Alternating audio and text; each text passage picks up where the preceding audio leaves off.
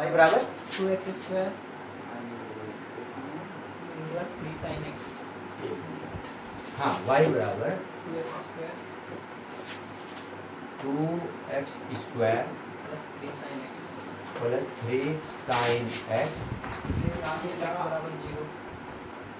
नहीं इसके साथ कुछ और भी क्या भी नहीं और क्या दिया हुआ कि x बराबर 0 पर अभिलंब की प्रवणता है। x बराबर 0 और ज्ञात करना हमें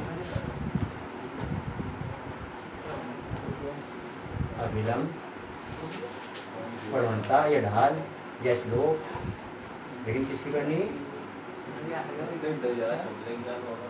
अभिलंब की प्रवणता बराबर क्वेश्चन में।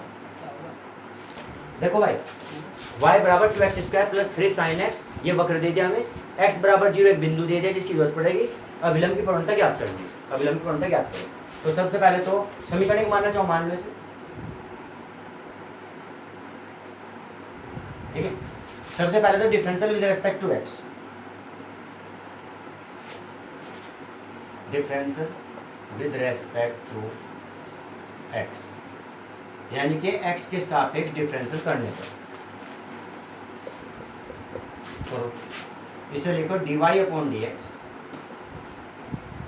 ये बनेगा 2 टू जा 4 पावर 1 रहेगी। इसे लिखा हम 3 sin x का डिफरेंशियल cos x इक्वल, और यहाँ बीच में प्लस का, इतना कर चुके। अब हमें बिंदु का पता है x बराबर 0 पर चेक करना, x बराबर 0 पर, तो dy upon dx bracket x बराबर 0 बराबर, तो 4 मल्टीप्लाई 0 एंड 3, इसे क्या लिख सकते हैं cos 0, x का मान तो 0 रखा है, अर्थात 4 0 0 हो जाएगा, लिख भी दो। ये देखो 3 मल्टीप्लाई cos 0 का मान 1, तो dy अपॉन dx x बराबर 0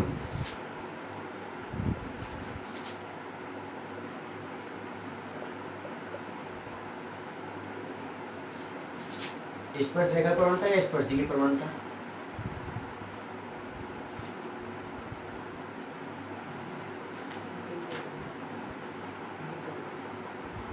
टोटल कितना आ गया 3। समझिए ध्यान से, ये वक्र दे दिया, एक बिंदु दे दिया, डिफरेंशियल करना वैसे भी dy अपॉन dx हमारी प्रवणता बनेगी। बिंदु दे रखा उसको मान को रख दो, सारा कैलकुलेट करके स्पर्श रेखा की प्रवणता आ गई, और हम स्पर्श रेखा की प्रवणता निकालना ऐसे सीखा हमने सब, ठीक है। अब अभिलंब की प्रवणता निकालने पर, अभिलंब की प्रवणता में क्या करना, जो भी तुम्हारी प्रवणता स्पर्श रेखा की आएगी, एक तो उसका रेसिप्रोकल कर दो व्युत्क्रम, ठीक है, और एक उसका साइन बदल दो, प्लस है तो माइनस कर दो, माइनस है तो प्लस। वैसे डायरेक्ट बताना हो तो अभिलंब की प्रवणता बनेगी माइनस की 1/3, ये माइनस का 3 होता है फिर प्लस की 1/3, चिन्ह भी बदलना। अगर ये पहले से 1/3 होती तो हम उसे 3 कर देते, 1/3 को क्या कर देते 3/1, यानी 3 ही बोला जाएगा फिर तो 3, माइनस होगी तो प्लस, प्लस होगी तो ये करना होता है। तो ये तो इसके लिए कंडीशन ऐसे लिखा दे सकते हैं, देखो अभिलंब की प्रवणता बराबर, अभिलंब की प्रवणता बराबर -1 अपॉन स्पर्शी की प्रवणता, स्पर्श रेखा की प्रवणता, समझ गए क्या। अभिलंब की प्रवणता बराबर -1 अपॉन स्पर्श रेखा की प्रवणता। तो जब तुम ये नीचे रखोगे ले जाके तो चिन्ह भी माइनस का ही गया वो सूत्र के हिसाब से, 1 अपॉन भी हो ही गया वो, नीचे स्पर्श रेखा की प्रवणता रखने का वो बस 3, तो -1/3 आ जाएगा, ऐसा रख लो। या फिर अब मैं लिख रहा हूँ यहाँ से अभिलंब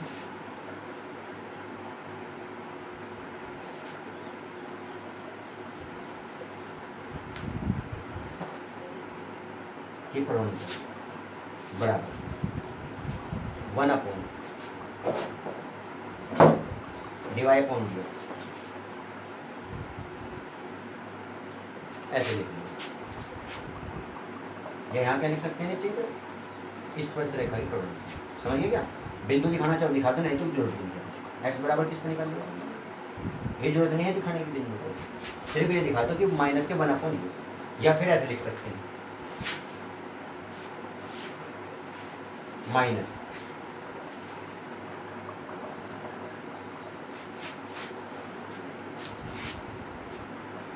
ठीक है, ऐसे अच्छा वैसे नहीं। हाँ तो बस मैं लिख रहा हूँ ये।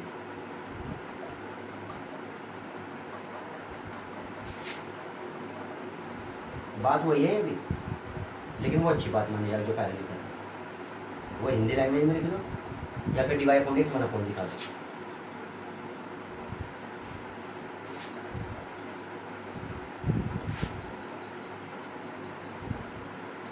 ये ज़्यादा बेस्ट माना जाता है। बस इतना, यानी कि जो dy अपॉन dx निकालते हैं उसे 1 अपॉन करते हैं, माइनस का चिन्ह लगाते हैं, वो विलंब की प्रवणता बन, या फिर वो स्पर्श की प्रवणता ही विलंब की प्रवणता है, लेकिन उसे 1 अपॉन कर दो, साइन बदल दो, जो उसका चिन्ह है उसे बदल दो बस, समझ गए। ये एक सवाल 8 नंबर पर कर दिया मैंने, सवाल नंबर 26 जगह बुक का, वैसे सेकंड लास्ट 27वां में करने का नहीं, 27 में कहा स्पर्श रेखा की प्रवणता। देखो सुन लो 27 में क्या कहा, स्पर्श रेखा की, लास्ट का क्वेश्चन है, तो उसे करने की जरूरत नहीं है 27 में, क्यों, स्पर्श रेखा प्रवणता तो कहीं पर निकाल लिया, बिंदु भी दे रखा उसमें, अभिलंब की भी उठाइए, 26वां करने का कारण क्या बना, अब तक अभिलंब की प्रवणता निकाल लेंगे। एक इजी सा क्वेश्चन चाहिए था बस समझाने के लिए, बात समझ में आ गई बात ये। अब मैं वापस बीच के क्वेश्चनों पर आ रहा फिर वापस, ठीक है, इसे नोट करो, हो जाना तो ये तेज चल जाएगी एकदम। हाँ जब भी फुकड़ लग रहे हैं, हाँ सारे हो रहे। देखो भाई स्टार्ट, तो सबसे पहले हमें क्या करना है, इसका differential with respect to x. देखो ध्यान समझियो, एक्स स्क्वायर का बन जाएगा 2x, क्या बनेगा इसका, आप ध्यान समझते रहो बस, 2x अपॉन का 9 ऐसे ही रहेगा। वैसे कांस्टेंट का डिफरेंशियल 0 हो जाएगा, लेकिन जब वो उस x के साथ गुणा में है या डिवाइड में, मतलब मल्टीप्लाई वगैरह कहीं भी हो तो वो बच जाएगा, मतलब अगर हाँ इसके साथ x ना होता तो डिफरेंशियल 0 बनता इसका, ठीक है, फिलहाल रहेगा। प्लस जैसे हमने इसका एक्स स्क्वायर का 2x कर दिया ना, ऐसे ही हम करेंगे फिर वाई स्क्वायर का 2y, वाई स्क्वायर का 2y, और अपॉन में क्या लिखेंगे 16। लेकिन यहाँ से एक बात करेंगे कि y जो है x नहीं है, ये तो वो है जो फलन बनाता है फंक्शन को, लेकिन इसे कांस्टेंट भी नहीं कह सकते। मैंने कहा था कि y और x को छोड़कर बाकी 24 तो कांस्टेंट हो जाएंगे फिर। हाँ अगर किसी में t के सापेक्ष है तो y और t को छोड़कर बाकी सब कांस्टेंट हो जाएंगे 24 के 24 पे, मतलब जो सा भी होगा, मतलब मेन दो ही रहेंगे फिर ये। तो यहाँ से लेकिन y x तो नहीं हो सकता ना, डिफरेंशियल किसके सापेक्ष है, तो अब जब y x नहीं हो सकता तो इसका दोबारा करना है, y का दोबारा करेगा, dy अपॉन dx लिखेंगे बस उसे, 1 का हो जाएगा 0 क्योंकि इसके साथ कोई x नहीं है। बताओ पहले बात समझ गए, असल में ये अपॉन सपोन में पड़े हो सवाल, फरना पड़ता है उस बात से अगर सीख रखता है। अब यहाँ देखो सबसे पहले इस 2 से बताओ 16 कितनी बार कटेगा, 8 बार, जो कटेगा वो बेवकूफ रहेगा। अब देखो समझो बात ध्यान से, क्योंकि इस 2 से 9 नहीं कटता फिर, अरे सवाल हम बेकार कर देंगे फिर, कुछ ऐसा देखना चाहे जहाँ ज़्यादा फायदा मिल जाए, दोनों में से ऊपर से 2 कॉमन ले लिया, और कॉमन लेते कहाँ पहुँचा दिया, बराबर से उधर 0 के अपॉन में, और 0 अपॉन कुछ फिनिश, तो 2 एक जगह से गायब हुआ, दोनों जगह से गया, तो कुछ ऐसा ही करना चाहिए फिर जहाँ ज़्यादा फायदा मिल जाए, मतलब ठीक है। 2 फिनिश, एक्स अपॉन 9, और ये क्या है y अपॉन 16, और dy अपॉन dx, और बराबर में 0, इतना कर लिया, ठीक है, जरूरत विनती करने की, वैसे तो एक लाइन बढ़ा दी। अब सुनो, अब यहाँ से इसे उधर लेके जाओ, कहीं का हो जाएगा माइनस का, लेकिन ये जब उधर जाएगा ये जाएगा अपॉन में, या ये कहो कि 16 तो जाएगा मल्टीप्लाई में और y जाएगा डिवाइड में, कर रहा मैं साथ ध्यान से लिखिए, dy अपॉन dx एक बार, एक तो चिन्ह आना माइनस का, कारण जब ये x अपॉन 9 उधर जाएगा तो ये पहले माइनस का होगा उधर जाके, कहीं का होगा, और जब ये मल्टीप्लाई में डिवाइड में जाएगा तो इसके साथ एडजस्ट करे जाएंगे, देखो कैसे कैसे होंगे एडजस्ट। x अपॉन 9 लिखा गया है यहाँ, क्या लिखा गया, ये नहीं ऊपर नीचे होने के, ये तो x अपॉन 9 में ही जाएंगे क्योंकि प्लस माइनस के हिसाब से जा रही है तो उधर की तरफ, समझ गया क्या, ये कैसे रहेगा x अपॉन 9। अब ये समझ लो तुम्हारा यहाँ क्या लिख रहा है, एक तो x लिख रहा है और एक 9 लिख रहा है, देखो x अपॉन 9 दिख रहा है माइनस का, ये उधर जाकर x अपॉन 9 बन गया माइनस का, लेकिन जब ये जाएगा तो 16 तो ऊपर तक चले जाएगा, यहाँ से देखो ये 16 बन गया, और y जाएगा नीचे की तरफ, ये y जाएगा, तो ये इस तरीके से आ गया। अब ये क्या बन गई तुम्हारी प्रवणता, क्या बन गई प्रवणता। लेकिन अब देखते हैं इसने सवाल में कहा क्या, अब वो मेन बात बताओ, अब बोलो, अभी इतना तो कर चुके हैं, क्या कहा इसने फिर इसमें 2 पार्ट दे रखे। पहले पार्ट में देखो क्या कहा, इसने कहा x अक्ष के समांतर है। जब इसने कहा पहले पार्ट, सारे मतलब इतनी देर लग जाए ना कि नाम में जब भी बोलते नहीं क्या हो गया, पहले पार्ट में क्या कहा, x अक्ष के समांतर है, तो x अक्ष और समांतर, ये वर्ड मैंने लिख दिए, ठीक है क्या, देखो ध्यान से, क्योंकि x अक्ष समांतर इसलिए dy अपॉन dx बराबर 0, यानी कि ये कंडीशन हमें अप्लाई करनी है जैसे, ठीक है। ये मान इसके सामने रखेंगे तो यहाँ से देखो क्या होगा, -16x अपॉन 9y इक्वल 0। समय की कमी है, नहीं तो ये भी सोल्व करवाता था। माइनस उधर गया 0, 9y गुणा में गया 0, 16x बराबर 0, 16 मल्टीप्लाई में डिवाइड में गया 0, कुल मिला के x बराबर 0। सब फिनिश ही हो जाएगा सब कुछ। बताओ बात समझिएगा, x का मान सही है, वैष्णवी ने सही बताया। देखो भाई, नहीं पता कुछ नहीं, यहाँ भी हैं लोग देखो तो x बराबर 0, अभी x बराबर 0 कहाँ रखना हमें, वक्र में ले जाकर रख दो कर्व के अंदर। जब x बराबर 0 यहाँ रखेंगे हमें किसके मान मिलेंगे, यहाँ से y के मान, क्योंकि बिंदु तैयार करने हैं। अच्छा एक बात और बताओ, सवाल में बिंदु कहाँ निकालने के लिए, स्पर्श रेखा के समीकरण वगैरह निकालने बाद में जाके बिंदु, बस तो सवाल कम रह गया ये। और किसी कारण से अगर बिंदु निकालने बाद वो ऐसे लैंग्वेज बोलता है कि स्पर्श रेखा के समीकरण याद करो, तो यहाँ से डबल तो बिंदु तैयार होंगे, कितने 2, और फिर वही प्रक्रिया स्पर्श रेखा के समीकरण भी याद करने पड़ते। इसका आंसर यहाँ फिनिश हो जाएगा बस बिंदु भी जाके। अब देखो क्या करना, x बराबर 0 हम इसमें जब रखेंगे, तुमने एक बात देखी है ना, इससे पहले सवाल में x के मान कितने आए थे, तो फिर बिंदु y के भी 2 आएंगे, फिर तो बिंदु कितने बने थे। अब इसमें x का मान कितना, तो y का मान कितना आएगा, बिंदु कितने बनेंगे, इसमें डबल बनेंगे, बड़े की मान हो, क्योंकि ये द्विघात समीकरण के अंदर कंडीशन अप्लाई होगी इस बार, और यहाँ से प्लस माइनस बन का होगा तो डबल बन जाएंगे बिंदु, फिर भी डबल ही बनेंगे। ये नहीं होता कि जरूरी कि एक बिंदु है तो एक ही मिलेगा। देखो भैया x बराबर 0 समीकरण 1 में रखने पर, ठीक है, रख दो, मान रख के काम करना, सामने लिख देना समीकरण 1 से, उससे पता लगता है कि मान रखा गया है, लिखियो जरूर पर।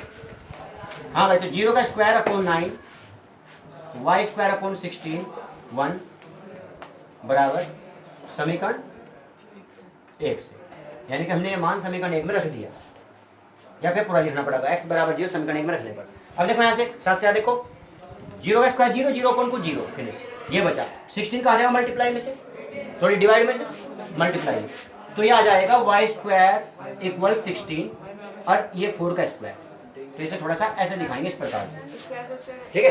और अब यहाँ जाने के बाद एक इंप्लाइज, और यहाँ से लिखेंगे हम y बराबर प्लस माइनस 4, इस प्रकार से लिखना है।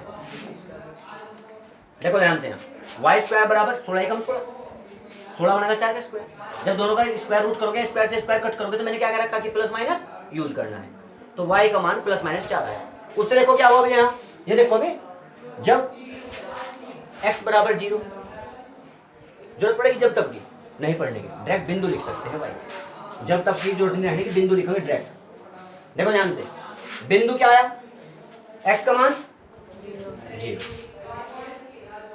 x का मान 0, y का मान प्लस का 4, y का मान आंसर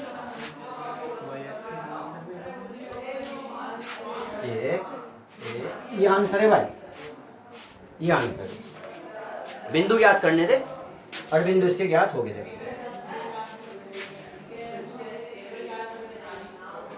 ठीक है।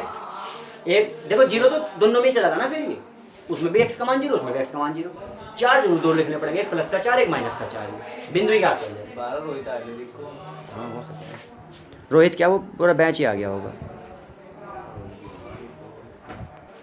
देखो भाई सेकंड पार्ट, देखो ध्यान समझो, बोर्ड पे ध्यान दो एक बार, सेकंड पार्ट देखो इसका, 10वें का बी पार्ट, थोड़ा ही चेंज है बस, ज्यादा कुछ चेंज नहीं है।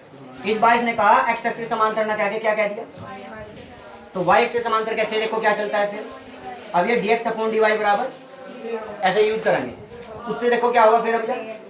अब यहाँ से जब इसके बराबर रखोगे ना, तो 0 नहीं रखना यहाँ से, या फिर इसे चेंज करके रखना, चेंज ही करके रखेंगे इसे, 0 तो रहने तो कोई दिक्कत नहीं।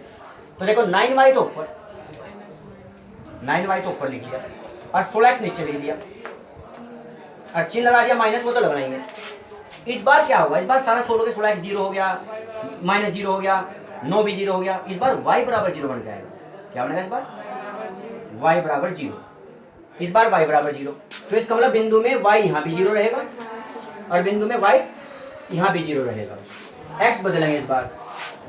अब देखो जब y 0, तो हम देखो कहाँ रखेंगे 0 इस बार यहाँ 0 का स्क्वायर है, यहाँ चलेगा x स्क्वायर, और इस बार जब यहाँ एक्स स्क्वायर चलेगा तो इधर चलेगा 9 बन जा 9, और एक इसका स्क्वायर है 3 का स्क्वायर, स्क्वायर से रूट कैंसिल, क्या आएगा इस बार प्लस माइनस 3।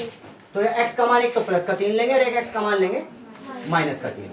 ये हमारे बिंदु इस बार ये आ गए, और बिंदु ही ज्ञात करने थे, लेकिन इसमें वर्ड यूज करेंगे y के समांतर ये निकालना। कर लोगे इसे तुम? कर लोगे? ये तो हम पहले